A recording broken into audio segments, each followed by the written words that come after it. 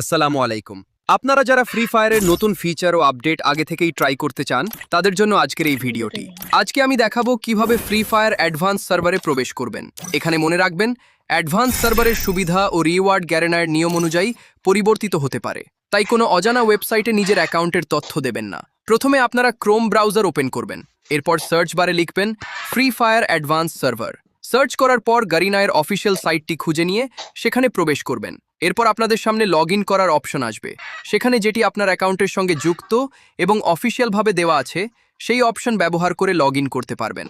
Log in করার পর advance সার্ভারের জন্য রেজিস্ট্রেশন বা অ্যাক্সেসের অপশন থাকলে সেটি সম্পন্ন করবেন।